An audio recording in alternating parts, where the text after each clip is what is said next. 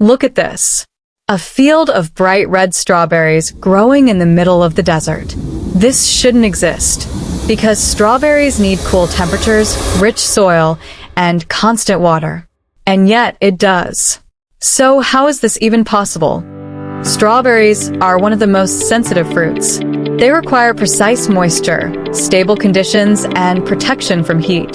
So placing them in an extreme desert environment creates a powerful contradiction. That's what makes this so unusual. This is where it begins. A dry, arid desert landscape. The ground is not fertile soil, it is sand. Loose, dry, Nutrient poor. Temperatures rise quickly under constant sunlight. Water evaporates almost instantly. And for strawberries, this environment is especially hostile. Their roots are shallow. Their fruit is delicate. Too much heat can destroy the plant. Too little water stops growth entirely. Under normal conditions, strawberries would not survive here for more than a few days. So the question remains, how do you grow one of the most fragile fruits in one of the harshest environments on Earth? The process begins by reshaping the land. Heavy industrial machines arrive, cutting into the desert surface. Trenches are formed, wide, deep, and controlled. These are not random cuts. They are engineered growing zones. Next, the sand is modified. Farmers introduce a mixture of organic material, compost, and binding agents. This transforms the structure of the ground. Now it can hold nutrients. Now it can retain water. At the same time, soil samples are taken for lab testing. Scientists analyze mineral content, moisture levels, and microbial activity. The goal is precision, to build a growing environment from scratch. Water is the most critical element. In the desert, every drop matters. Instead of traditional irrigation, a drip system is installed beneath the surface. Thin pipes run through the soil, directly targeting the roots. Water is delivered slowly, precisely, with minimal loss. Sensors monitor moisture levels in real time. If conditions change, the system adjusts automatically. This ensures that strawberry plants receive exactly what they need, no more, no less. Now, the strawberries are introduced. At this stage, they are extremely fragile. Small green plants, barely established. They are placed carefully into the prepared soil. Spacing is controlled. Depth is calculated. To protect them, shade covers are installed above the arbu. These reduce direct sunlight and prevent overheating. For the first few days, survival is uncertain. The balance must be perfect, but slowly, the plants begin to stabilize. The first signs of life appear.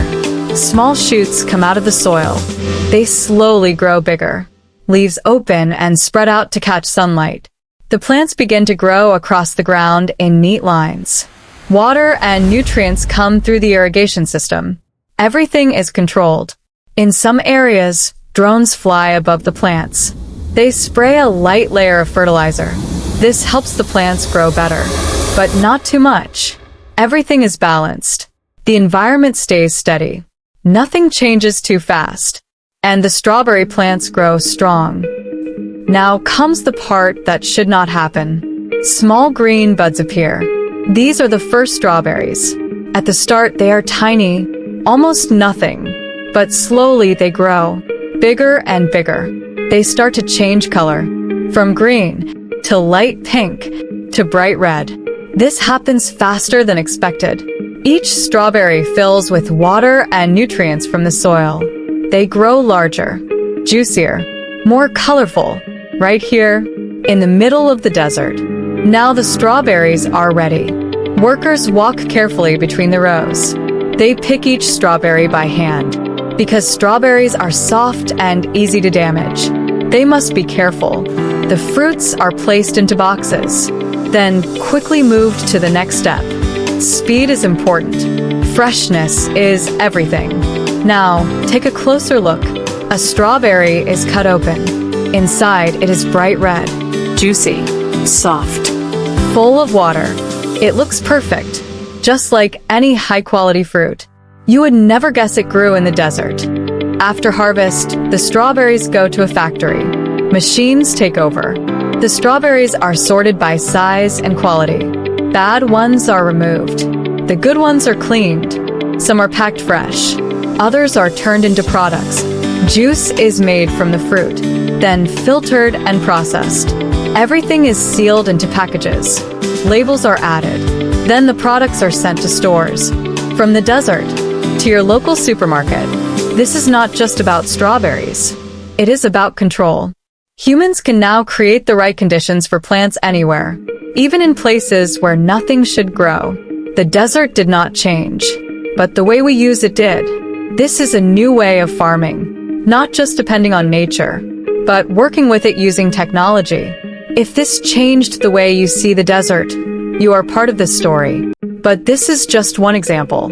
There are many more like this. So now we want to ask you, what should they grow next? Corn? Bananas? Or something even more impossible? Tell us in the comments. We read every single one.